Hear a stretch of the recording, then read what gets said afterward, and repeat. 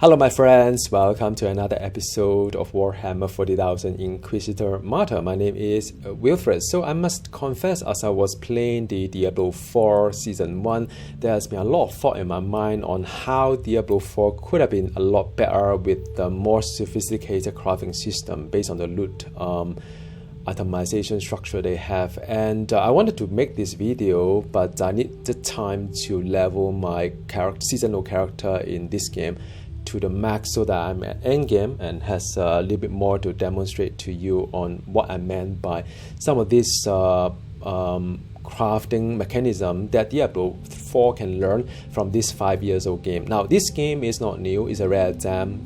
They are still patching up very regularly, have season as well. So this game is alive and kicking. May not be as many people play as say Path of Exile and all, but it's for a very niche market who enjoy playing ARPG in a sandbox manner. What I mean is that it is hard to follow any guide out there. Maybe they can give you some kind of guidance, but more or less you have to find your own build, derive a fun build that you enjoy and build it around it, make it strong and test it out as a sandbox. And most of the time, if you know what you're doing, you will succeed and enjoy your game, finish a season, and then the next season come. And that is what this game is for, not to follow a guide to exactitude, find the exact item, get the exact attribute or the affixes and be great at it. No, it isn't. It's a sandbox.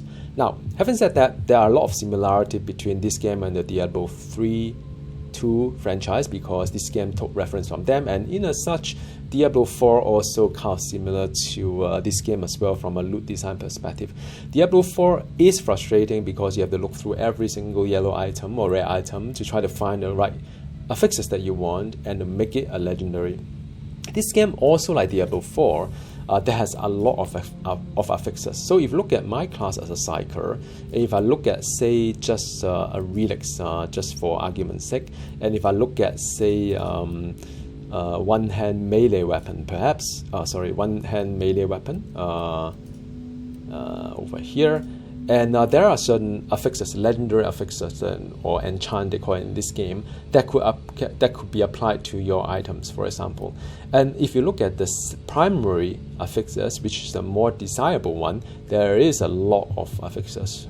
Compared to Diablo 4, I think it's even more. And looking at secondary even, meaning that these are not as great as the primary, but it could be of some use if you are going for some kind of edge build and so on, and they are there, and it is getting a lot more kind of like affixes here. And so how does this game cope with that many of affixes or enchant and still make it fun to play? Now, first thing first is that this kind of like structure here, or all these so-called, they call it enchant or affixes, majority of them are good. They are not rubbish, but they are good. They are good especially for certain build. Like for example, if you can't get AoE skill damage bonus, you can get a range one. If all of your attack are range, they are more or less similar.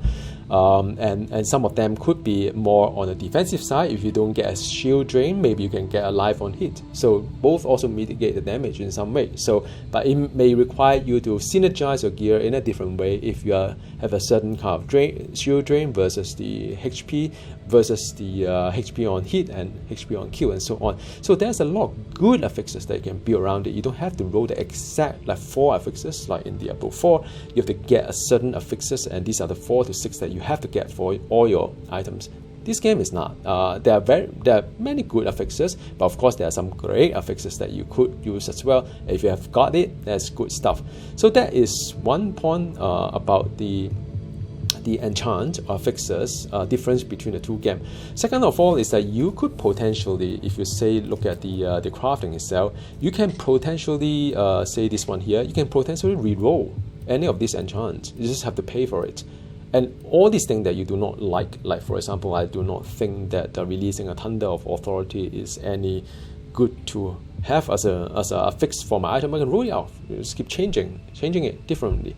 So I can sort of like pick a set of good enchants. If I'm lucky, I get a great one for my item, 6 affixes. Then I can also reroll the value. So if I think that some of these are a bit too low, like 19 is not quite 25, Can I re-roll it? Yeah, you can. You can get 20% as well. Just pay the credit, roll, and get what you want.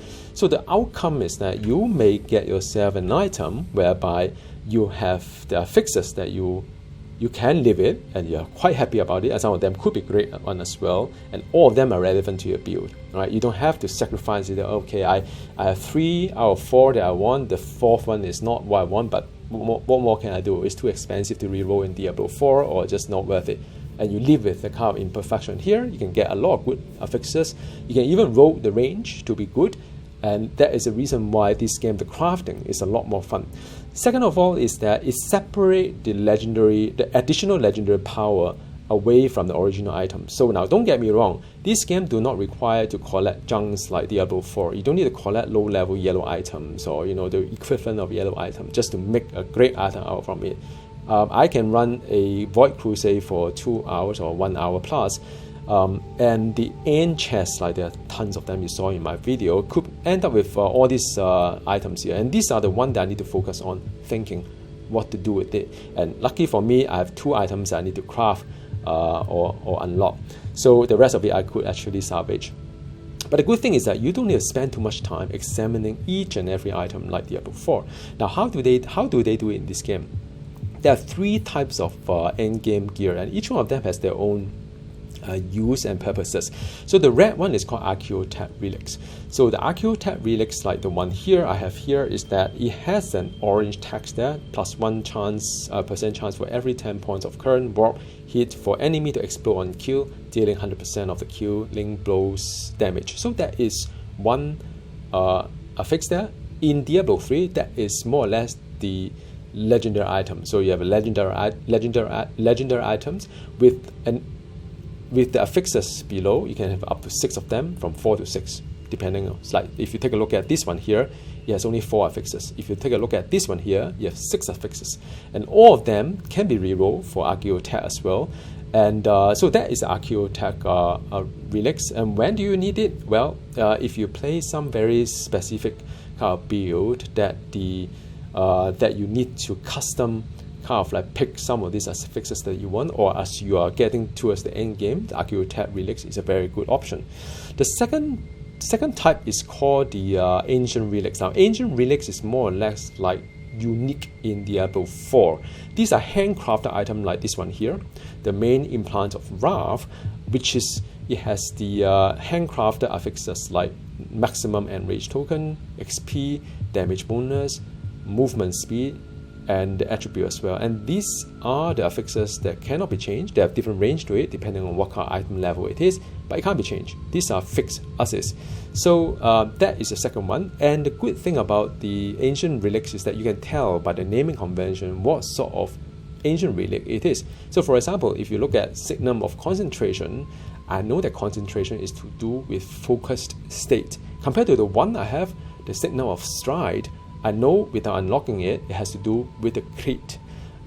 So for example, Dread is to do with feared enemies, and the Wrath is to do with the enrage counter tokens that I have, which is kind of my build here. So I can then very quickly pick up which one I can unlock further, which one I can salvage. So for unlocking, in this game, in Diablo 3, just one click of the book at the base camp, and you can unlock all the affixes. In Diablo 2, you need a scroll to do that, and for this game you need to perform certain tasks like suffer certain damage, kill certain enemy type, do damage with crit, and so on. As you have done that, and you can unlock the items. So that's one way to unlock this game. And the last one is called the they call it the Morality Relics. Now Morality Relics, the green color one, they are very similar to Archaeotech Relics, which is the red type. So green and red are very much the same, but to equip the green one, depending on your morality kind of like direction, you could be a Puritan like myself, or you could be a radical here. So if you're a Puritan Inquisitor, you can actually use certain type of morality relics, and if you're radical, there are certain type. And usually for this sort of morality kind of relics, right, it has a very specific kind of like affix that is different from the Archaeotech relics, And it could be very interesting for the build that you're having. Like for example, for me, I'm pushing for crit, and this is my unbuffed crit, which is the unbuffed crit of 49%. Usually I go up to close to 60% when I'm on the battlefield. But if you look at this in the infantry here, I can even add more crit to it, because due to the supreme hit chance, and if I can get lucky with some kind of like a fixed roll, it can even be better. So so this is the morality relic. So there are 3 types: the red, the orange, and the green, and to fulfill all your need. So in my mind, this is a very good design, and the fact that I can have relics, and additionally I can add other legendary affix to it. How do I do that? If you look at the one on the left, which is not crafted, not being like made very nicely, it like this one here, it doesn't have any socket to it. And if I add socket like up to 4, then I'll transform this blade onto the one on the right hand side, which is what I'm having, which I put something called Sim Coke to it. So at the bottom, compare this one to this one here. This one has nothing in the shard. This one has all the sockets here. I have added 4 Sim Code, like the +1 damage bonus for 2 second on hit, plus 10 damage bonus against burning enemy, plus 100% to all Sim Code effect duration, plus 20% damage bonus for 2 seconds on hit taken. If I form this together, I have an additional one below: create a damaging aura dealing 100% hit damage per second.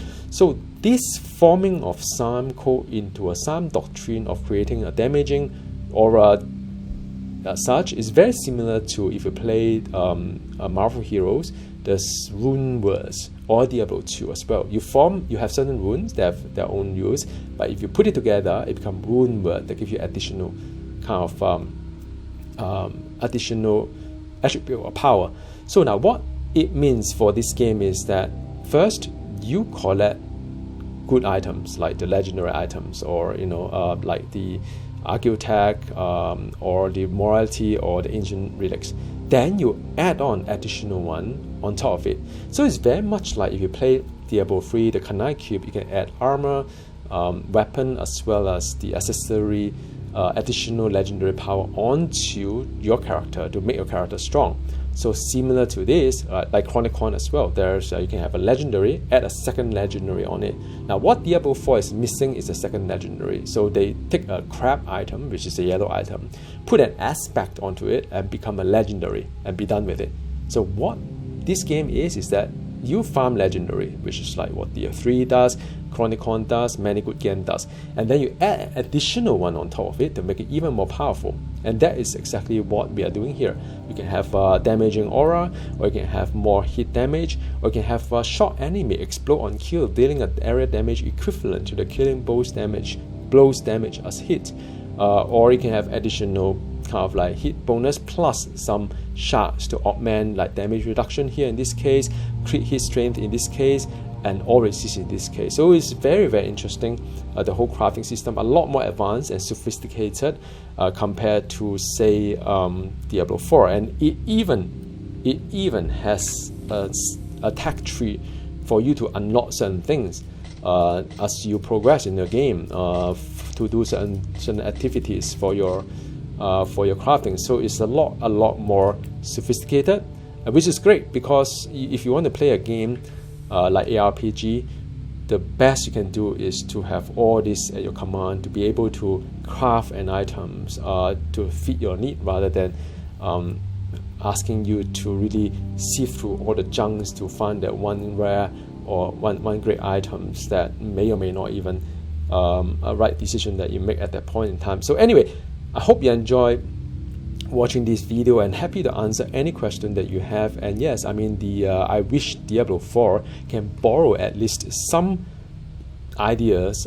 from this game, which is 5 years old, being able to reroll all the affixes, being able to farm the right legendary and make legendary exciting again, being able to go for the roll for the range that you want, just like Chronicon as well, not just this game, and being able to have different power added onto the legendary to make it even awesome, like the Kanai Cube in Diablo 3 would make Diablo 4 a much better game. But unfortunately, it is what it is for D4. I don't see any foreseeable future they will revamp it, probably maybe a couple of years later. All right, anyway, I'll talk to you again soon. Thanks for watching, and goodbye.